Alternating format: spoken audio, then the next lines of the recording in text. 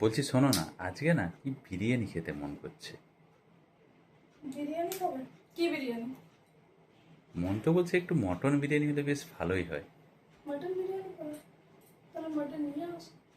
ওকে ঠিক আছে, আমি চটপট মটনটা নিয়ে এসেছি, তাহলে তুমি চটপট করে বিরিয়ানিটা বানিয়ে নাও। তাড়াতাড়ি হয়ে যাবে, তুমি চলে। প্রথমেই দেখিয়ে দিই আমার কি কি মশলা লাগছে। গোলমরিচ, জায়ফল, জয়িত্রী, গরম মশলা, তেজপাতা। আর যারা বিরিয়ানি রেডিমেড মশলা ইউজ করবেন তাদের এত কিছু লাগবে না। আমি মাটনের জন্য মশলাটা রেডি করে রেখেছি। আদা, রসুন, পেঁয়াজ, কিছুটা পেঁয়াজ আমি বেরেস্তা করব, আর বাকিটা আমার মাটন কষানোর জন্য লাগবে। এবারে আমি মশলাটা বেটে নেব।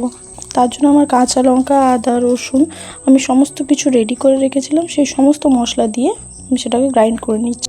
গ্রাইন্ডটাকে আমি পেঁয়াজ কুচোনো আর মশলা যেটা রেডি করেছিলাম সেটা দিয়ে, দই দিয়ে, নুন, হলুদ সমস্ত কিছু দিয়ে ম্যারিনেট করে আমি কিছুক্ষণের জন্য রেখে দেবো।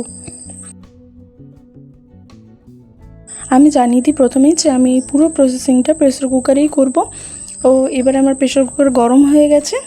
তেল দিয়ে প্রথম কাজ হলো আলুগুলো আমরা ভেজে তুলে নেওয়া।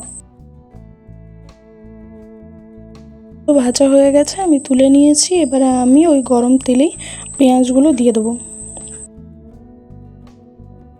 এবার পেঁয়াজটা একটু ভাজা ভাজা হয়ে গেলে নুন আর কাশ্মীরি লঙ্কার গুঁড়ো দিয়ে আমি নাড়াচাড়া করব। ম্যারিনেট করে রাখা মাটনটা আমি দিয়ে দেবো, তারপরে মাটনটা কষানো শুরু হবে। এবারে পরিমাণ মতো হলুদ গুঁড়ো আর ধনে গুঁড়োটা দিয়ে নেব।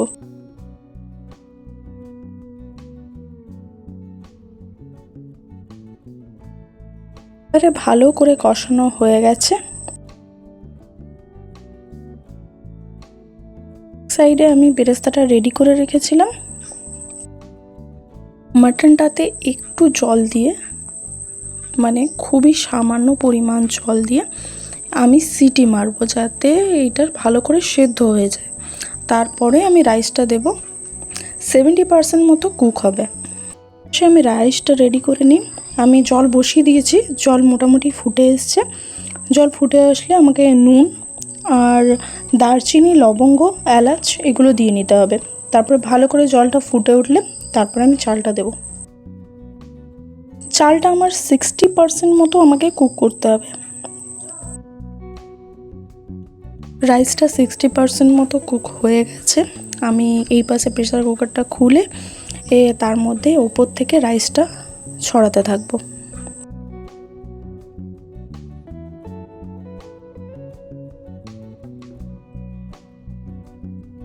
রাইসের লেয়ার তৈরি হয়ে গেলে আমি একটা বাটিতে জল নেব। অপশনাল, এটা আপনারা দুধও নিতে পারেন।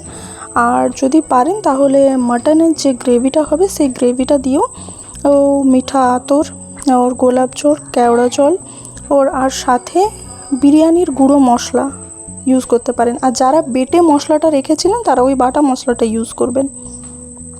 আমি সেই মশলাটা মেনশন করে দিয়েছিলাম।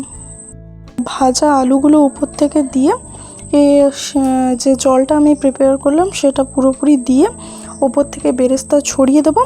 তারপরে এটাকে আমি দমে বসাবো। দেওয়ার পর রেডি হয়ে যাচ্ছে আমাদের মাটন বিরিয়ানি। মতো এখানেই শেষ করলাম। দেখা হচ্ছে নেক্সট ভিডিওতে অন্য কোনো রেসিপির সাথে।